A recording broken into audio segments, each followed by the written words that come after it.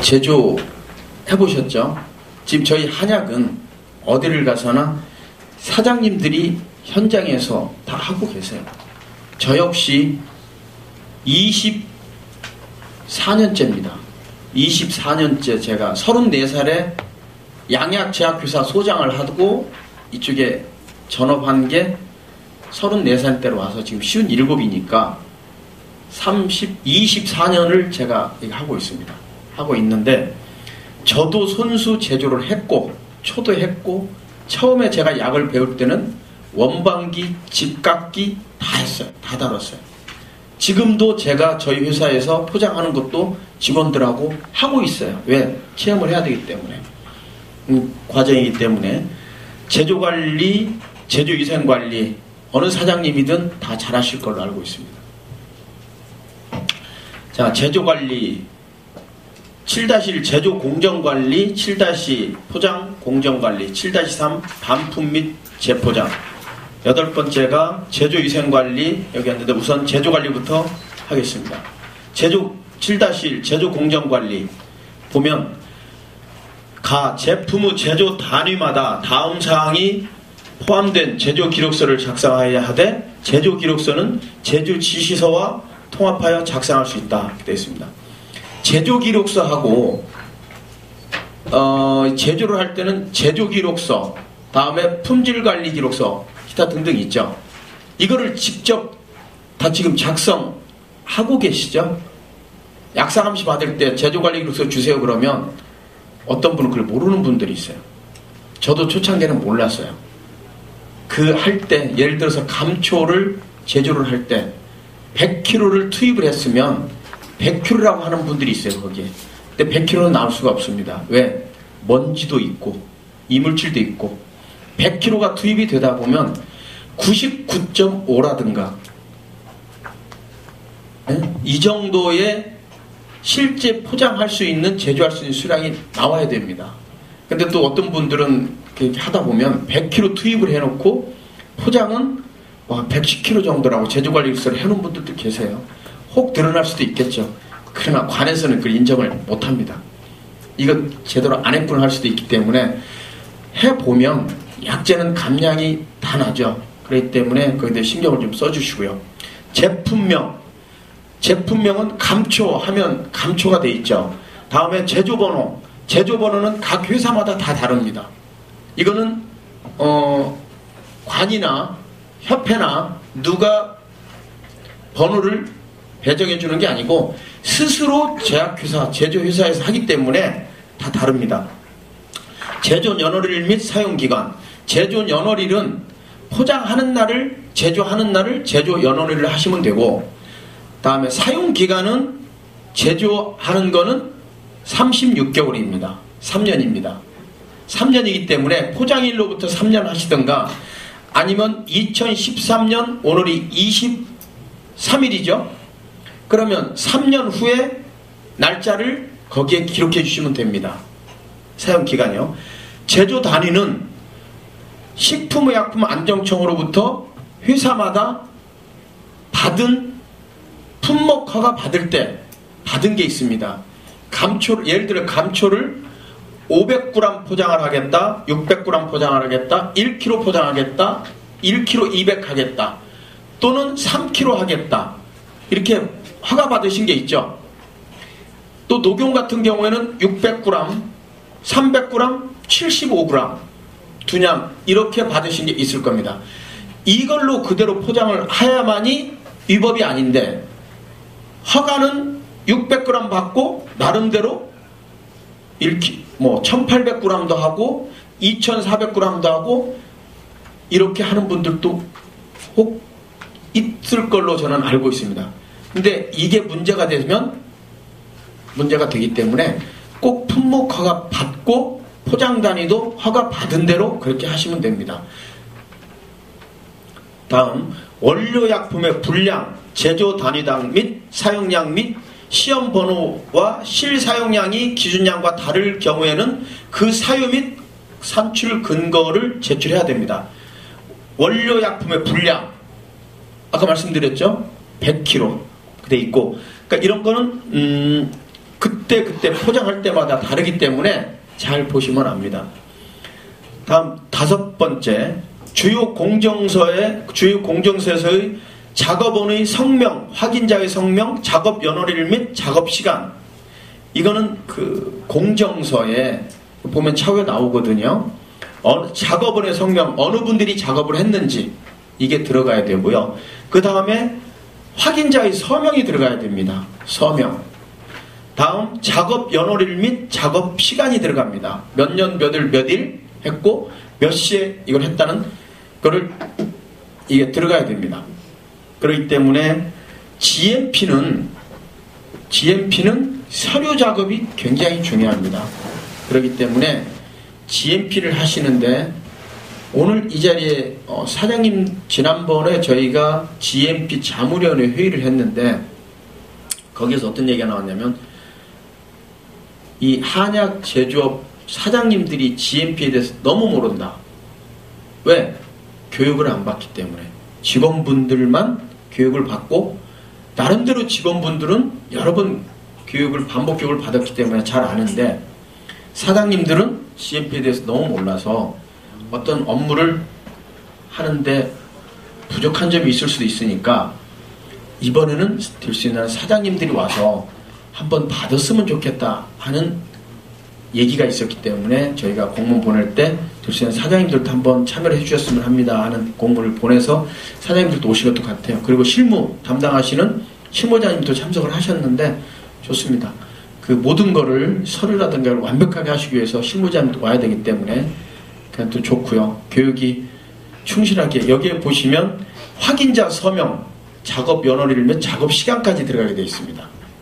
그렇기 때문에 잘 보시고 다음 6번째, 사용한 표시재료의 시험번호 또는 관리번호와 견본. 사용한 표시재료의 시험번호 있죠. 시험 성적서 번호 이런 거를 잘 기록을 해 두셔야 됩니다. 다음 특이사항, 관찰사항은 차후에 성적 작업 제조관리 이로써 보면서 설명을 드리겠습니다. 바로 나옵니다. 제조지시 및 기록서. 제품명은 복령이죠. 복령. 제조번호 말씀드렸죠. 그 다음에 제조량 1920kg를 제조했습니다. 제조시 시험 날짜는 2012년 6월 11일 다음에 되어 있고 원산지는 중국. 공정시 작업 날짜죠. 단위, 공정 내용, 준비 및 점검사항, 작업원의 유동 복장을 확인한다. 각종 기계 조제기구 청소 상태를 확인한다. 원료 투입은 중량을 확인하여 투입한다. 생약 원재료를 다음과 같이 측량한다. 사용량 1920. 쭉 보시면 아까 제가 설명드린 게 여기 다 나와 있죠. 이거 보시면 됩니다. 여기에 보시면 작업관리자의 책임자 박종흥이라고 되어 있네요. 여기에 공장관리 책임자 전종영으로 되어 있고요. 이게 다 표시가 되어 있죠. 날짜 원료 시험일은 2012년 4월 27일입니다. 완제품 시험일은 2012년 6월 18일입니다. 그러니까 원료 실험이라는 거는 무역 제조회사에서 직접 수입하시는 분들도 있을 거고 아니면 무역회사에서 원료를 구입해서 자체적으로 포장하시는 분이 계실 거예요. 그러면 원료 구입할 당시에 검사를 한번 해야 되고 또 제조해서 포장이 완제품이 되면 완제품 포장을 또 한번 하셔야 됩니다. 이렇게 해야 되는데 지금까지는 그런데 앞으로 협회에서는 노력을 해서 이 실험을 수입 단계, 원료 구입 단계, 완제품 이 포장 상태에 또 실험 3번을 하면 실험비하고 시간 여러 가지 문제가 있기 때문에 이거에 어느 정도 어떤 부분이든 간에 생략해서 잘 할 수 있도록 대화를 계속 하고 있습니다. 그렇기 때문에 최선을 다해서 더 노력을 하겠습니다. 자, 지금 보시면 제조 지시 및 기록서, 포장 공정 기록서 비슷비슷한 내용이니까 제가 50분이기 때문에 조금 생략해 이렇게 넘어가도 되겠죠? 책에 나와 있으니까. 네.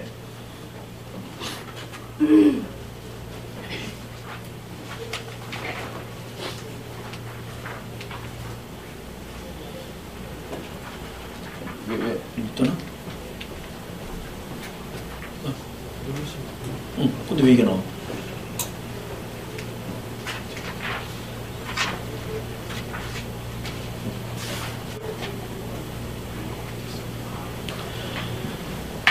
자, 제조공정 관리입니다. 제조공정 관리. 해당 작업에 종사하지 않는 사람의 작업소 출입을 제한해야 한다. 근데 실제로 지금 저희가 해당 작업에 종사하지 않는 사람은 작업소 출입을 제한해야 한다 이렇게 돼 있어요. GMP를 하다 보면 자기 분야에 자기가 충실히 하라는 것 같아요. 이것도 좀 저희가 그래서 GMP를 인증을 받으려면 직원이 최소 4명 이상은 돼야 된다. 이렇게 지금 돼 있습니다. 돼 있고 각 작업소는 적절한 작업 환경을 유지하기 위하여 당해 작업에 종사하지 아니하는 자의 출입을 제한한다. 부득이한 경우에는 제조부서 책임자의 허가를 받고 제조품질관리 기준서의 작업소 출입 규정에 따라 출입하도록 한다. 이렇게 되어 있습니다. 이 동호당 제약은 GMP를 인증을 받은 회사입니다. 참고적으로 아시고요. 다음 제조위생관리 기준서 책자에 나와 있으니까 다음 다 작업 전에 시설 및 기구 청결 상태를 확인해야 한다. 지금 저희가 작업하기 전에 모든 기구는 다 청결 상태는 확인하죠. 지저분한 상태 뭐 하는 게 아니고 실적으로 봤을 때 작업이 끝나고 나면 그 다음 끝난과 동시에 먼지 다 털고 깨끗하게 바닥 청소하고 다 이렇게 돼 있지 않습니까? 그렇기 때문에 이것도 참고적으로 보시면 됩니다. 작업 시작하기 전에 의약품과 직접 접촉하는 시설, 기구, 용기 등의 청결 상태를 유관 또는 적절한 방법, 깨끗한 거즈로 문질러 봄으로 확인 점검하여 전에 작업하였던 다른 의약품의 잔존 유무 또는 이무르 혼입으로 인한 오염을 방지한다. 이때 확인 점검한 결과를 제조기록서 또는 제조위생관리서에 등에 기록한다. 각 분야별로 작업하는 분야별로 이 제조공정 기록서가 다 비치가 되어 있어요. 그래서 거기에 작업하시는 분들이 작업 끝나면 기록하고 시작하기 전에 기록하고 끝나면 기록하고 하루 매일 이 기록을 해야 됩니다. 안 하시면 안 돼요. 차후에 약사감시 받을 때 지적이 되기 때문에 기록을 매번 하시면 됩니다.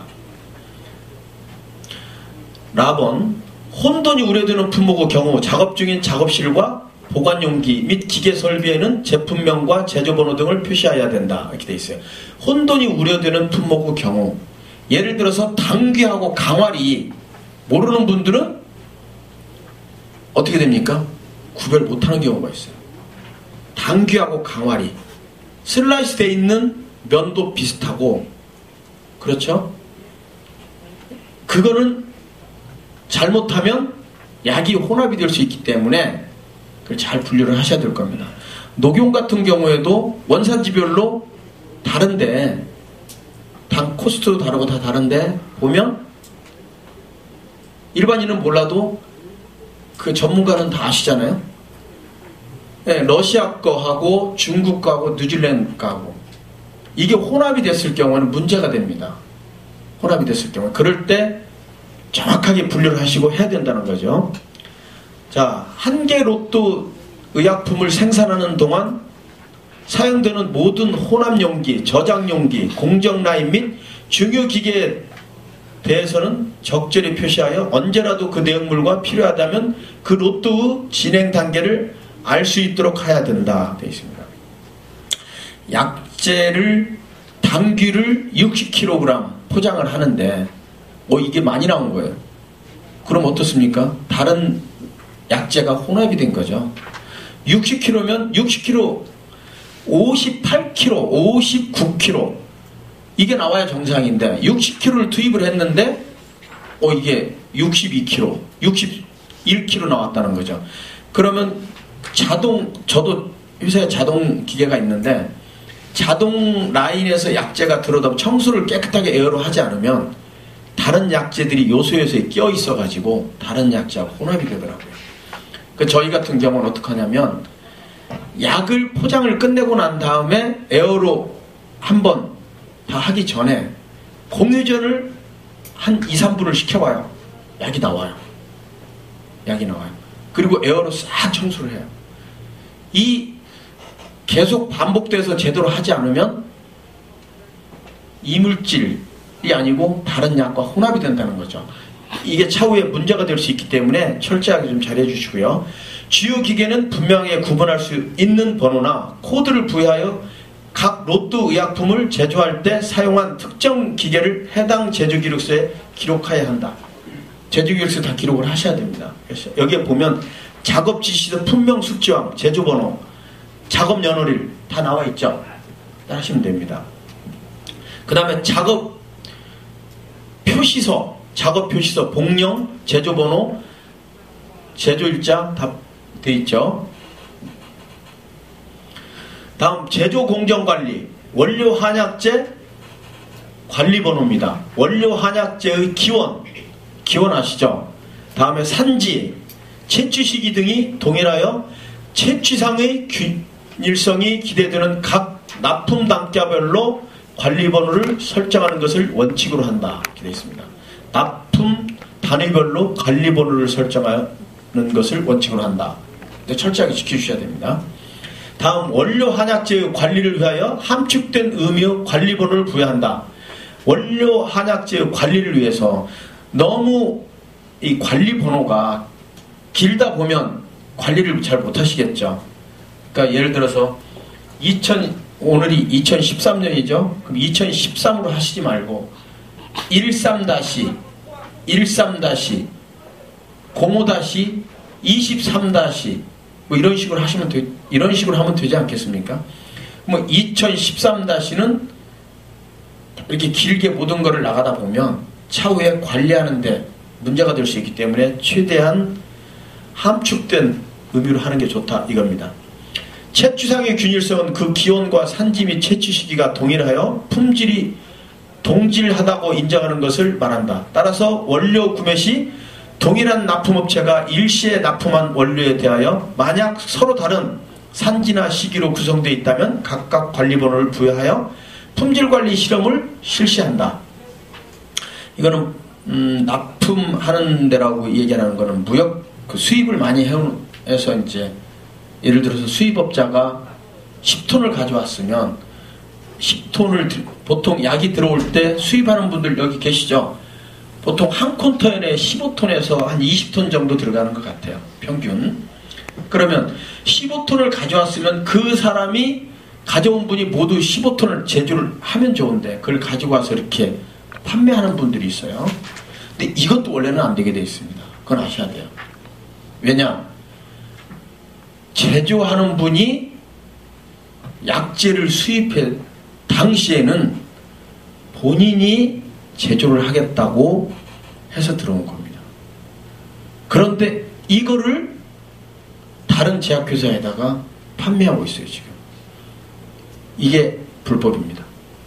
합법이 아니에요. 이미 몇 년 전에 문제가 돼서, 지방에서 문제가 돼서 제가 그것 때문에 많은 자료를 가지고 설명을 해서 이게 무마가 좀 됐어요. 원칙은 수입업자는 수입을 해서 판매를 해야 되고 제조하는 분은 약을 수입할 때와 통관할 때는 본인이 제조하겠다고 해서 들어온 거예요. 그걸 판매하는 게 안 됩니다. 무슨 말씀인지 이해 가세요?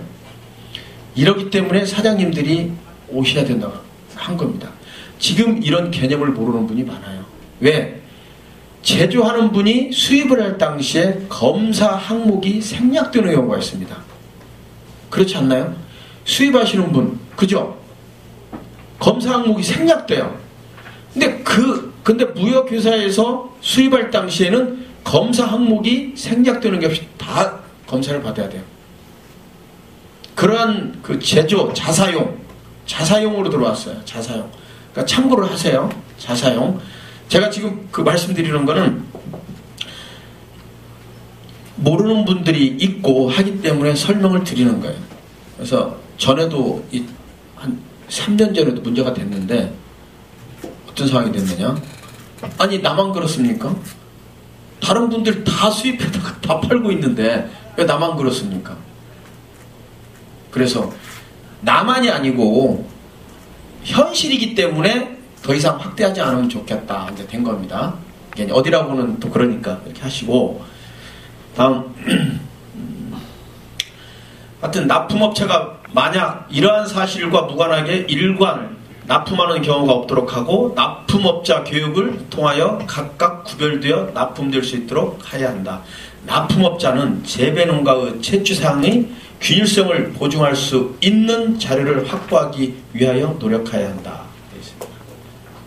그러니까 그 납품하는 분들도 산지별로 그 감초 중국 거 있고 우즈베키스탄 거 있고 다르지 않습니까? 납품하는데 얘를 제약회사 큰 데는 한 번 납품받을 때 뭐 많은 양을 납품받잖아요. 몇 톤씩. 근데 이제 그러다 보니까 중국 거하고 우즈베키스탄 거하고 분류되지 않게끔 한 차로 가다 보면 혼합될 수가 있어요. 거기에. 그러니까 중국 거 갈 때는 분명히 중국 거만 가고 우즈베키스탄 거 갈 때는 우즈베키스탄만 가고 제약회사에서 분류를 할 수 있도록 해달라는 거죠. 같이 혼합해 놓으면 이 회사에서 현장 작업장에서 분류하는 분들이 모릅니다. 잘 전문가 아니면 몰라요. 지금 실제로 지금 저희 제조업이 3D 업장이다 보니까 오랜 기간 그 회사에서 근무하는 분이 몇 분이나 얼마나 있는지는 모르겠습니다만 이중일이 많아요. 그죠? 그런 문제에서 그 문제가 발생될 수 있기 때문에 이렇게 하시는 게 좋고요.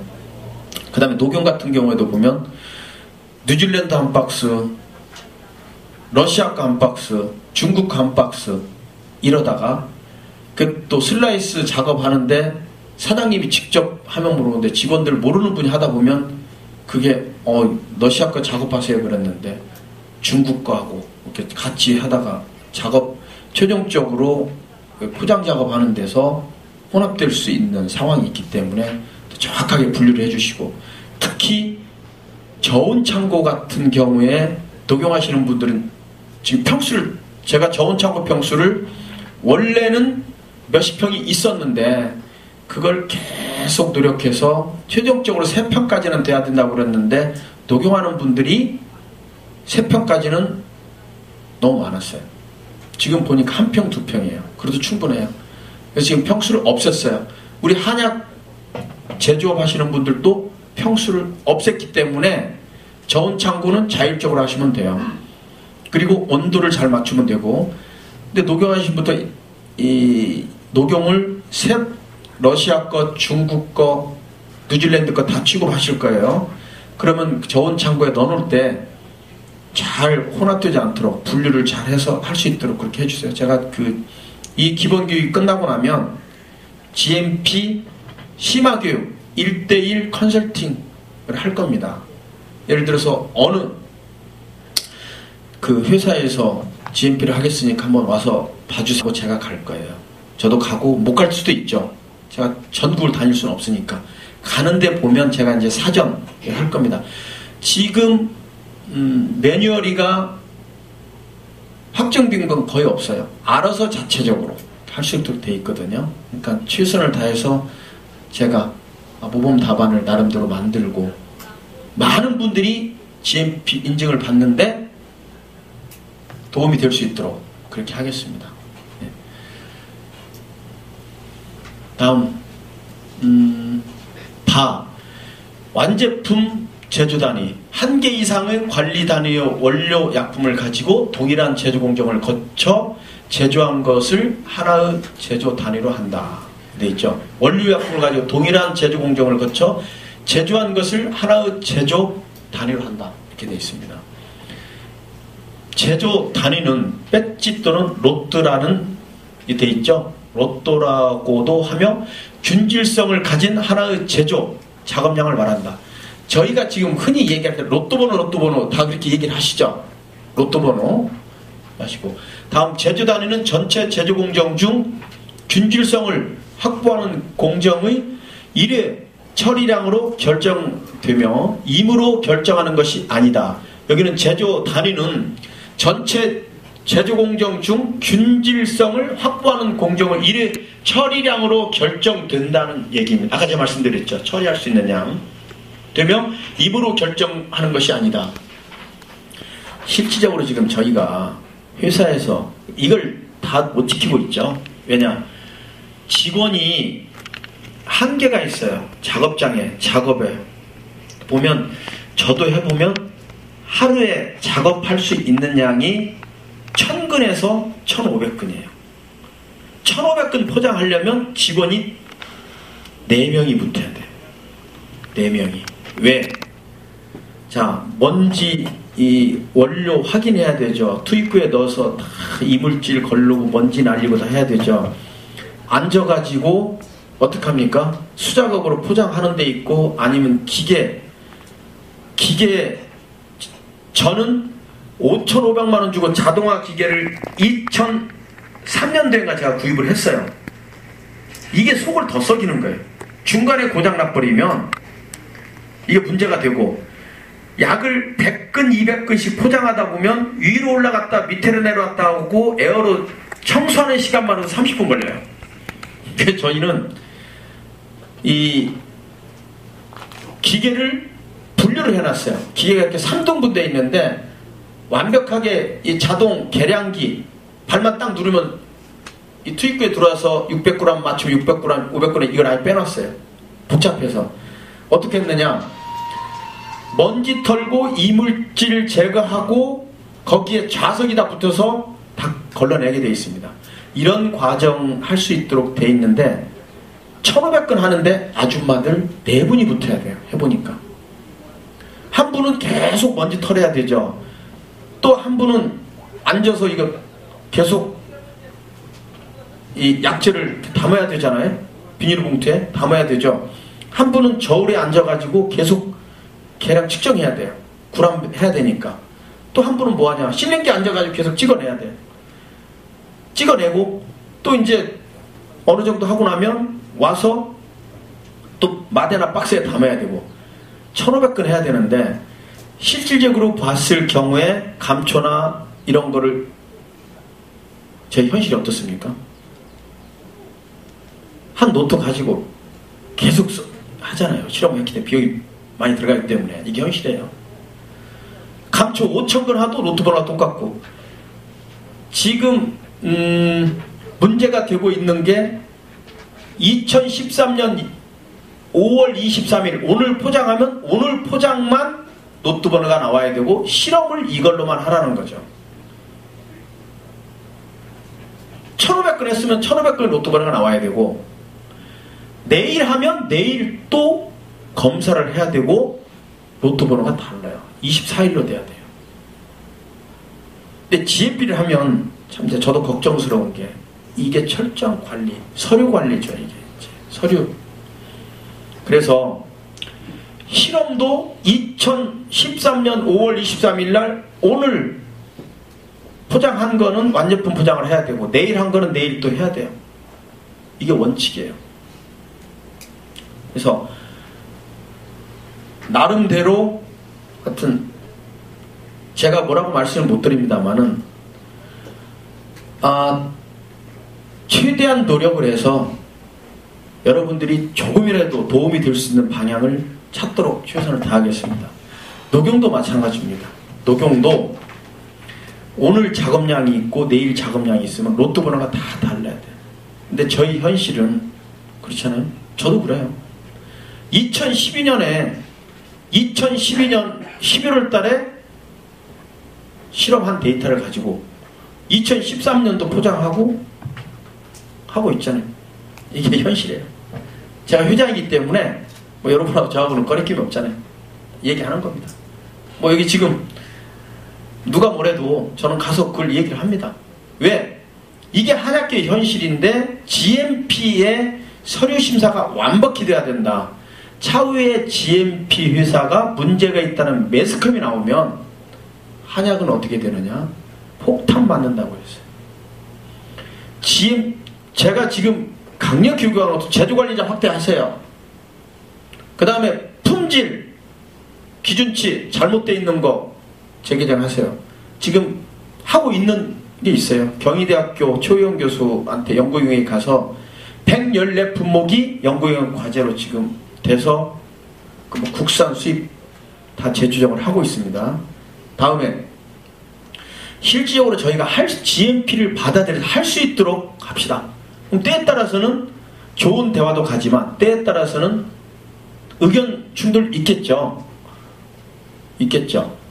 저는 여러분들이 저한테 2년 동안 다시 부여해준 건 이런 애로사항을 다 반영해서 GMP 하는데 도움이 될 수 있도록 해달라는 취지로 저는 이해를 하고, 제가 회사를 안 하는 한이 있더라도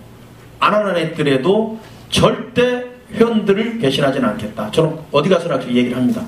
그리고 강력히 얘기할 거는 얘기합니다. 그래야만이 한약 제조업이 살아나야 돼요. 참고적으로 말씀드리면 카드뮴 재개정할 때도 일식집에 가면 카드뮴이 10ppm 이상 올라옵니다. 한 테이블에. 왜 그런 줄 아세요? 연체류와 폐류 종류가 다 2.0이에요. 일식집은 문어 올라오죠. 그 다음에 전복 올라오죠. 오징어 올라오죠. 멍게 올라오죠. 이 몇 가지 품목가 5개만 올라오면 2.0이니까 곱하기 5입니다. 거기에 소금이 0.5예요. 제가 식약청 다니면서도 그렇게 얘기하고 하다가 3년 만에 국회의장한테 2011년 3월 29일 날 의장님한테 청원해서 그 다음날 3월 30일 날 결제 맡아가지고 20품목이라도 한 거예요. 앞으로도 더 해야 되죠. 그렇기 때문에 GMP를 하려면 우리가 할 수 있도록 해주세요. 회원들 분들 또 제조업하는 분들이 많은 의견을 하지 않습니까? 이제는 저희도 생사가 달렸기 때문에 저한테 얘기 많이 하셔서 제가 전달을 하는데 어느 때가 되면 함께 대화를 해야 될 겁니다. 무슨 말씀인지 아시죠? 예. 자, 균질성 돼 있고요. 다음에 제조 단위는 임의로 변경하지 않아야 한다. 이게 바로 그겁니다. 제조 단위를 임의로 변경. 아까 제가 말씀드렸죠. 식품의약품 안전처에 나는 500g 포장하겠습니다. 600g 포장하겠습니다. 1kg 1000g 포장하겠습니다. 또는 1kg 200 포장하겠습니다. 신고해놓고 그냥 마음대로 나는 300g 포장 또는 1kg 800 포장 3kg 포장 이미대로 했다 이거예요. 이거는 차후에 약사감시에서 문제가 됩니다. 왜? 포장이 신고되지 않은 품목이기 때문에 문제가 돼요. 그래서 이거를 철저히 지켜주십시오. 지금 모르는 분들도 있을 거예요. 이 품목 포장 이 중량을 신고하는데 돈 안 들어요. 거기에 그냥 기록만 하면 되니까 많이 내놓으세요. 많이 이렇게 때에 따라서는 뭐 300g도 필요할 거 보니까 많이 내놓으세요. 그렇게 하시면 됩니다. 다음 전체 제조 공정 중 병목 현상이 발생하는 공정에서는 몇 개의 서프로트로 구분하여 작업할 수 있으나 서프로트 간의 균질성 확보를 위한 사전 품질 관리가 이루어져야 한다. 충분한 기술력과 정보에 의해 균질성이 확보되는 경우에 한하여 한 개의 제조 단위로 관리할 수 있다. 이렇게 되어 있습니다. 무슨 말씀인지 아시죠? 한 개 제조 단위로 관리할 수 있다. 이 여러 개의 균질성이 문제인데 아까 말씀드린 대로 원산지 감초가 문제가 되고 또 보면 약재들이 중국은 워낙 거대 이 땅이다 보니까 들어오는 약재들이 조금씩 달라요. 구기자 같은 경우도 보면 뭐 흔히 저희가 얘기한 대로 얘기할게요. 토종 매지가 있고 중국 매지가 있고 진도 매지가 있고 그 다음에 청양 매지가 있고 막 그렇지 않습니까? 근데 그걸 균질성을 가져야 돼요. 균질성 없이 이렇게 해놓으면 문제가 되기 때문에 여기는 보면 다음에는 제가 말씀드릴게요. 여기는 보면 이 나라가 아닌 지역까지, 무슨 지역까지 그걸 해놨더라고요. 제가 보니까 제가 이 강의를 하기 위해서 한번 쫙 원고를 봤는데 그렇게 돼 있어요. 했고, 다음에 원료 한약재의 세척, 흙, 모래, 이물 등의 압축 공기나 흐르는 물로 세척하되 원료 한약재에 따라 수용성, 성분의 용해를 최소화하기 위해 세척 시간을 최대한 단축한다 돼 있어요. 근데 솔직히 말씀드려서 저희가 제조업소에서 세척하고 슬라이스 하는데 녹용, 녹각 빼고는 없죠. 녹각은 하시죠. 여기서 슬라이스 하죠. 뿔로 들어와서. 그죠? 녹용도 보시면 들어와서 뿔로 들어와서 여기 슬라이스 하시죠. 약재는 원칙은 원형으로도 수입돼야 됩니다. 그리고 국산도 생산 농가에서 황기 원형으로 구매해야 돼요. 당귀 원형으로 구매해야 됩니다. 그런데 이게 지금 이것도 3년 전에 저희가 4년 전이네요. 4년 전에 대전에서 연수개월 당시에도 문제가 됐었던 거예요. 문제가 됐는데 왜? 현실이기 때문에 받아들여야 된다고 얘기한 겁니다. 받아들여야 된다고. 만약에 원형대로 들어와서 지금 저희 제조업 하시는 분들이 품목허가 받을 때 원형, 아마 서류 해보신 분은 알 거예요. 원형으로 들여서 지름 몇 센치, 원형 몇 센치 작업하겠다고 다 돼 있어요. 그렇죠? 그렇지 않나요? 네, 아니 모르세요? 혹시 우리 이렇게 실무자 되시는 우리 뭐라고 표현을 해야 되죠? 실무자 되시는 여자 직원분들 표현해야 되나요? 실무 작업할 때 그 서류 다 이렇게 하시지 않았나요? 품목 허가 받을 때 서류? 정성 포장으로 네. 받아요. 아니 서류 품목 허가 받을 때 원형으로 다 하는 걸로 돼 있죠. 아니, 거기. 정성 포장 실제대로. 아니 수입해 들어올 때. 수입할 때 다 절단되어서 오잖아요. 그러니까 그거대로 그냥 정성 포장해서 나가는 걸로 표준선 받았어요. 허가는. 이번에? 저희 받을 때도 그렇게 받았어요. 몇 년도에? 예. 처음에 낼 때는 아마 세척도 있고 건조도 있고 다 있었을 거예요. 아니 그건 그렇고 세척 걸초 말고 예. 원형대로. 예. 제조소는 제조 작업을 할 때 네. 저희가 그 물건을 받아가지고 다 슬라이스 하는 걸로. 아니요, 그렇게 안 돼요. 제품 허가 받을 때. 제품 편집에서 예. 우리가 할때 우리가 절단 정상하게 됐잖아. 그래서 하는 얘기는 한번 신고를 받을 때 하는 얘기. 그러니까 우리도 그냥 정성 포장으로만 받았는데. 아니 그게 원래 그 원형을 제약회사는 원형을 들여다가 절단 가공 다 스스로 해서 하게 돼 있어요.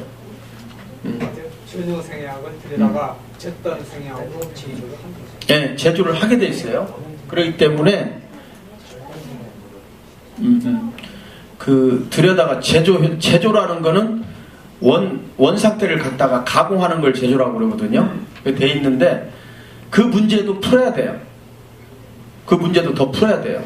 그렇기 때문에 여러 가지 문제에 대해서 GMP를 하려면 여러 가지 문제점이 하나로 해결될 수 있도록 그렇게 해야 됩니다.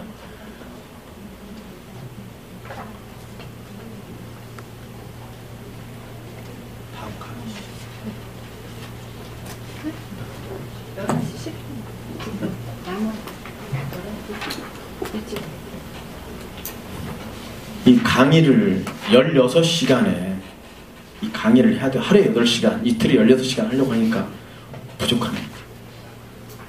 너무 자세하게 하니까. 그럼 그냥 대강 읽어갈까요? 아는 건 그냥 넘어가야죠. 아는 거 넘어가요? 중요한 것만. 자, 그러면 아는 거 빨리빨리 넘어가 볼게요. 네. 저는 이렇게 새로운 분들도 이렇게 실무자 되는 분들이 왔기 때문에 했는데, 그럼 건조는 저희가 실제로 많이 안 하니까 넘어갈게요.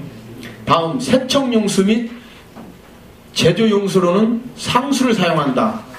뭐 깨끗한 물 사용하시면 되죠. 예. 다음 포장 공정관리. 다른 한약재나 다른 제조 단위를 동시 또는 연속하여 포장할 경우에는 한약재 상호 간의 혼동과 자재 상호 간의 혼동이 일어나지 않도록 작업실을 구역하는 등 적절한 방안을 마련해야 되어 있어요. 작업실마다 이것도 문제가 좀 됐었는데요. 동선을 제가 이제 어떻게 처음에 GMP 해선서를 만들 때 저희하고 계속 식약처하고 대화를 했어요. 만들었는데 수작업을 할 경우에는 파티션 공사를 다 해서 이렇게 구역을 하면 돼요. 근데 자동화 기계가 있는 데는 할 수가 없어요. 자동화 기계는. 그래서 어떻게 결정을 하냐면 동선을 따라서 제대로 이루어질 수 있는 회사는 이거를 생략한다. 그렇게 돼 있어요. 수작업 하는 데는 원료 보관 창고, 그 다음에 작업실, 다음에 포장실, 완제품 보관실 다 분류가 돼 있어야 됩니다.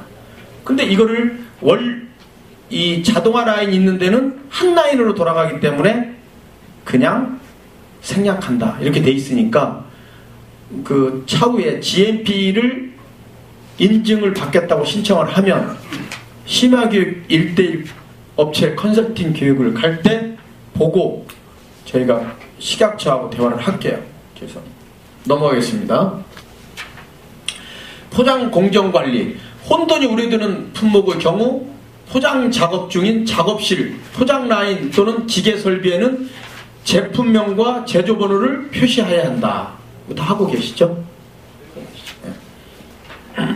포장 공정관리 라본.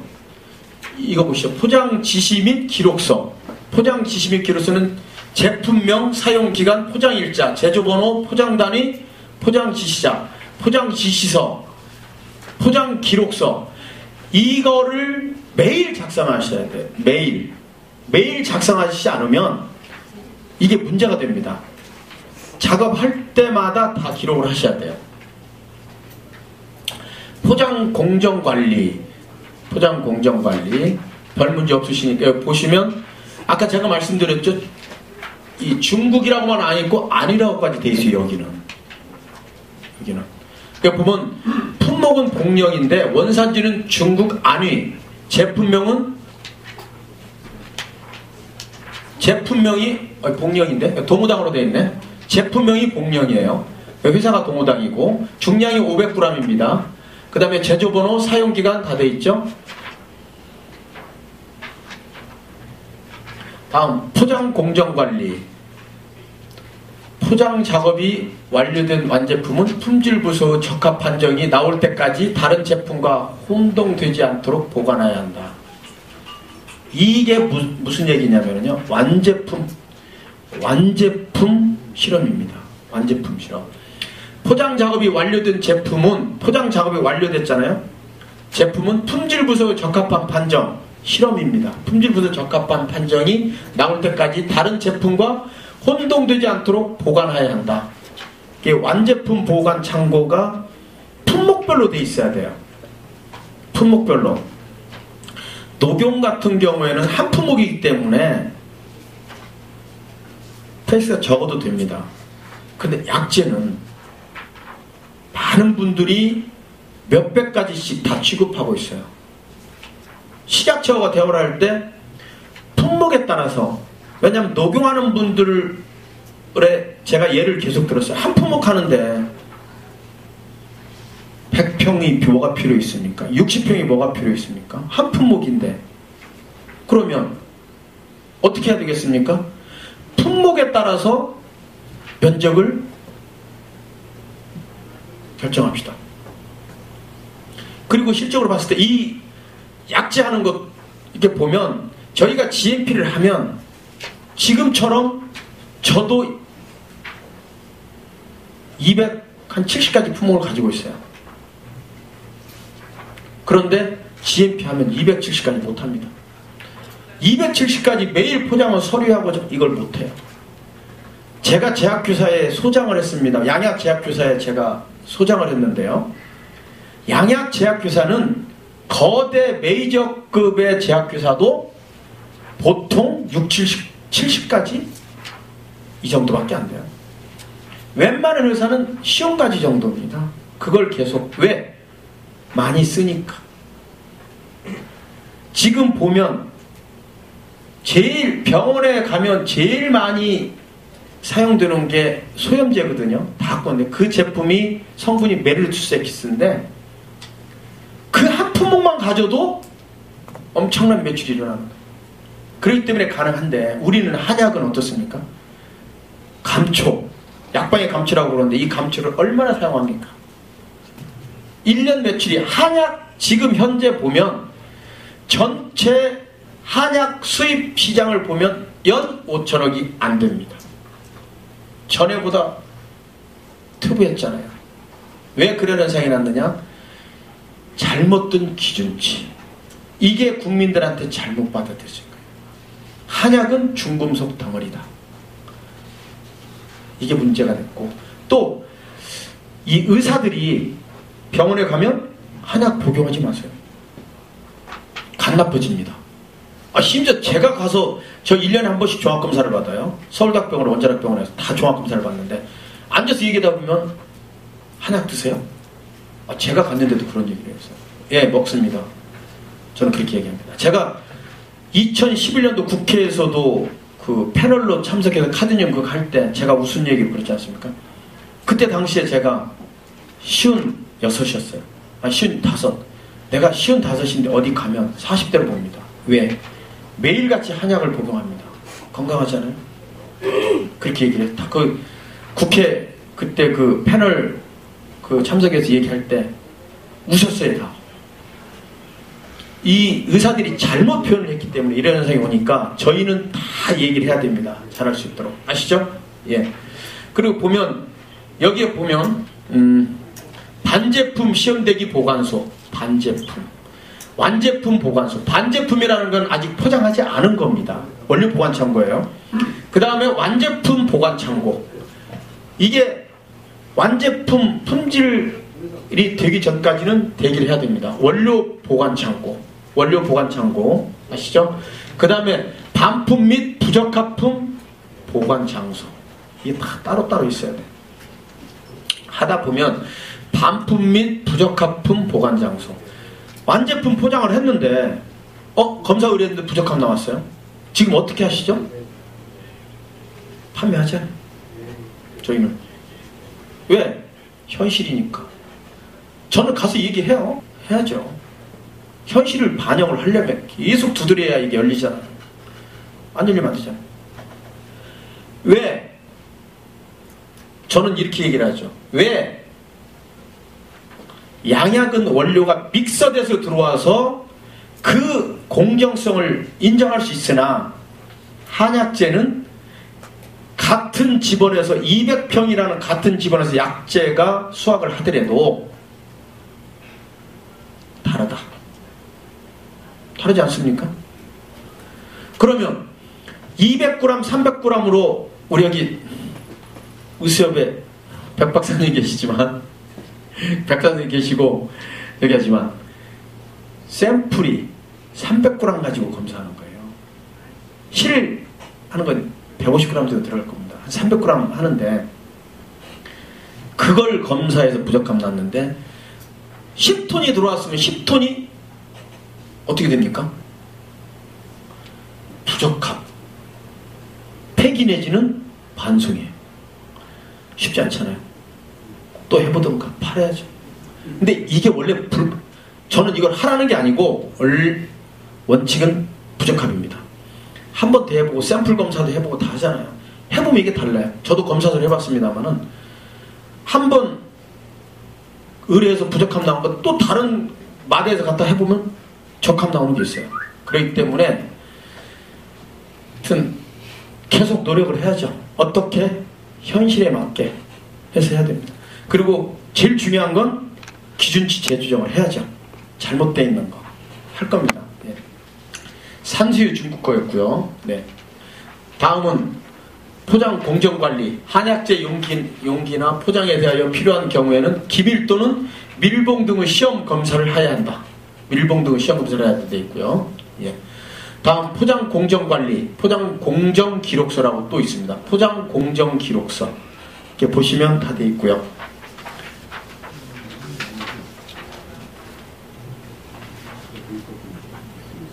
이게 왜?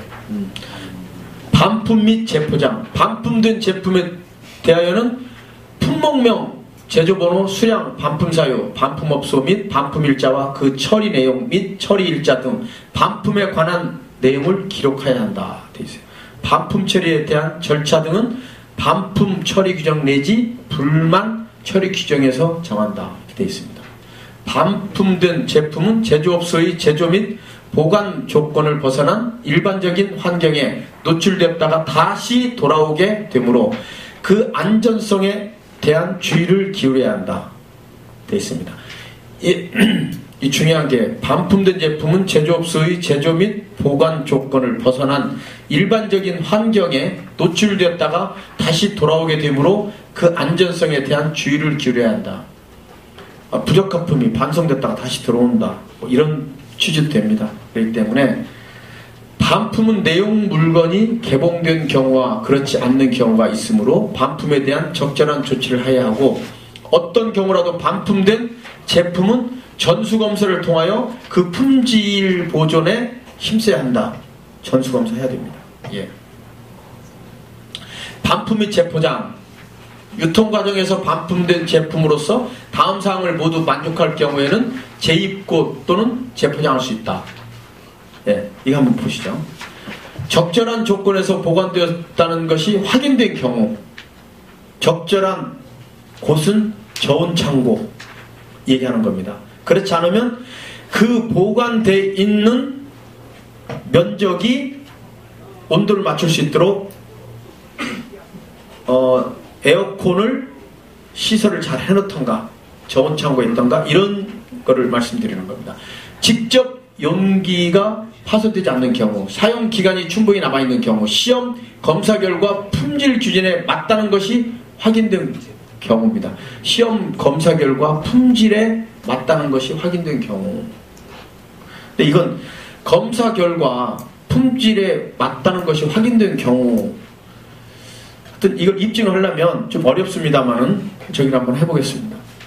반품 및 재포장. 작업원의 위생. 건강 진단 결과서입니다.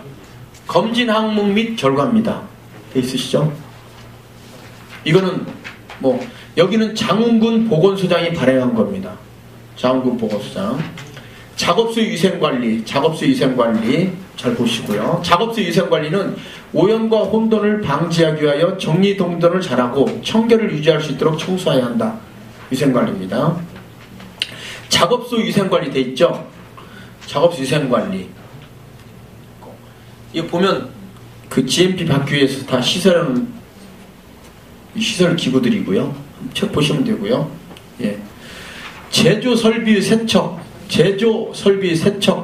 기계도 잘 세척을 해줘야 된다는 그런 취지입니다. 여기 보면 제조 설비 세척에 사용되는 세척 또는 소독제는 잔류하거나 적용하는 표면의 이상을 처리하지 않는 것이 한다. 대표적인 거고요. 세척한 제조시설 설비는 다음 사용시까지 오염되지 않도록 유지 관리해야 한다. 세척하고 그 약이 남아있으면 안 되는 거죠. 때문에 잘 해주시고요. 제조 설비 세척이니까 과제 있으니 그 교과서에 있으니까 한번 잘 보시고요. 제조 설비 세척 여기 보면 제조위생관리 기록서, 작업소 위생관리 규정 돼 있으니까 GMP를 받으면 이 서류가 다 있습니다. 제조설비 세척돼 있는 여기 위생관리 기록서 이 규칙들이니까 잘 한번 보시고요. 여기에 보면 작업소별 청소 방법입니다. 작업소별 청소 방법. 기계를 청소할 때는 에어로 청소를 해야 되겠죠. 앉아서 포장했을 때는 빗자루로 잘 하더라도 먼지가 최대한 날리지 않도록 잘 할 수 있도록 하시고, 작업소별 청소 방법이 다 있고 청소 및 소독에 사용되는 약품입니다. 이게요. 예. 기계기구 표준 청소 방법도 있습니다. 다음에 기계기구 표준 청소 방법도 있으니까 잘 한번 보시고요.